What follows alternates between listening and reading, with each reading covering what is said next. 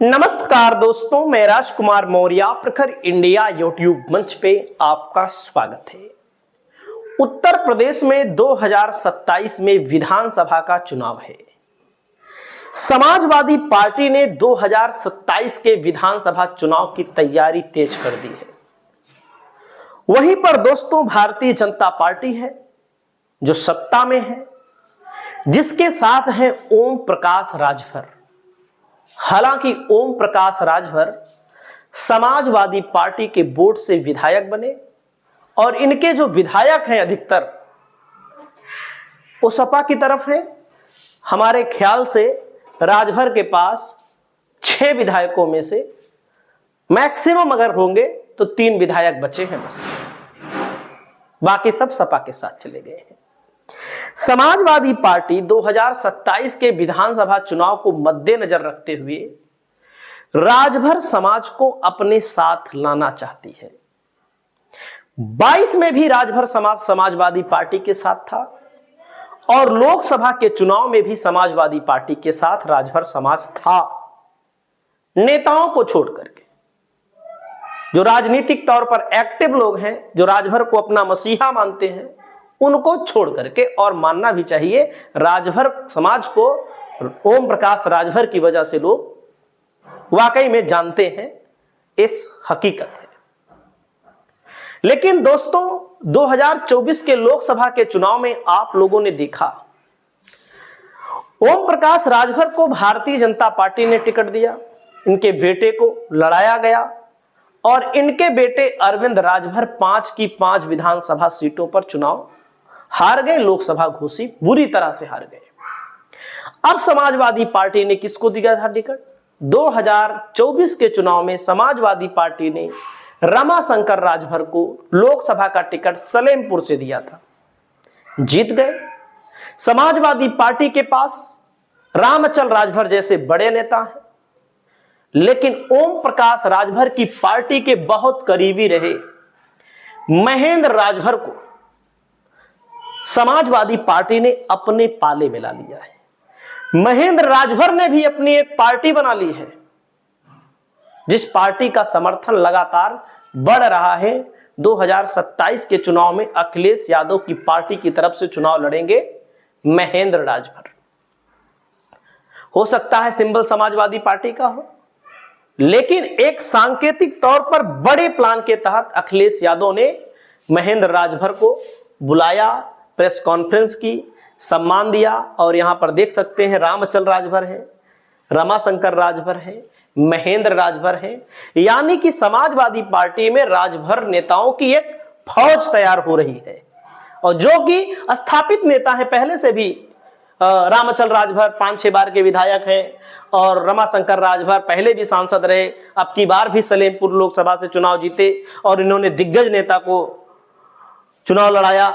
देख सकते हैं राजभर समाज के सैकड़ों लोगों ने आज समाजवादी पार्टी के साथ मंत्रणा की, बातचीत की। इस अवसर पर अखिलेश यादव ने राजभर समाज, जिनको अपना भगवान मानता है, अपना मसीहा मानता है, महापुरुष मानता है, राजा सुहेल देव को लेकर के अखिलेश यादव ने कहा, जो गोमती रिवर फ्रंट है, जो लखनऊ का सबसे बेस्ट इलाका है, सरकार बनेगी 2027 की, तो सबसे बड़ी मूर्ति, पूरे देश में उतनी बड़ी मूर्ति नहीं होगी, पूरे विश्व में उतनी बड़ी मूर्ति नहीं होगी, वहां महाराजा सुहेल देव की मूर्ति लगेगी। जब से अखिलेश यादव ने इस चीज को लेकर ऐलान किया है, ओम प्रकाश राजभर की तरफ से अखिलेश यादव पर हमला तेज हो गया है और कह रहे हैं कि 2012 से लेकर 17 तक सरकार थी, तब क्यों नहीं बनवाया? जाहिर सी बात है, उनकी भी बात सही है, लेकिन जाहिर सी बात है भाई, सवाल तो लोग पूछेंगे। समाजवादी पार्टी से जुड़े हुए राजभर नेता हो, राजभर समाज के लोग हो, वो पूछ रहे हैं आप भी 2017 से लेकर के 2022 तक, यानी कि 2.5 साल छोड़ दिया जाए, 2 साल छोड़ दिया जाए, 2019 तक तो आप बीजेपी के साथ रहे, आपने क्यों नहीं बनाया? अभी भी आप मंत्री जी बने हुए हैं, आप अभी भी बनवा दीजिए। अखिलेश यादव को क्रेडिट लेने से पहले आप खुद क्रेडिट ले लीजिए। और अखिलेश यादव ने कहा, जो तलवार होगी महाराजा सुहेल देव की, वो सोने वाली होगी तलवार। तो आप समझ सकते हैं इस चीज को लेकर के इस समय राजनीति तेज हो गई है। पीडीए की एकता, पीडीए की जीत, जातीय जनगणना, तमाम मुद्दों को लेकर के अखिलेश यादव से जब मिले हैं लोग, तो सुनिएगा अखिलेश यादव ने क्या कहा। इस बार पीडीए को हवा में उड़ा देगा। अभी तो ये तो बलिया से निकल आए हैं, ये तो बलिया से भी आए हैं। बलिया भी क्षेत्र पड़ता है इनका। कितनी कॉन्स्टिट्यूंसी पड़ी? 3 कॉन्स्टिट्यूंसी इनकी बलिया में पड़ती है। आप लोगों ने बड़ा बढ़ चढ़ कर लिखा था कि बलिया में तेल निकला है। याद कीजिए, आप लगातार ये खबरें चला रहे थे कि बलिया से लेकर के इलाहाबाद, प्रयागराज तक तेल निकला है। सच्चाई यह है कि भारतीय जनता पार्टी का तेल जनता ने निकाल दिया था।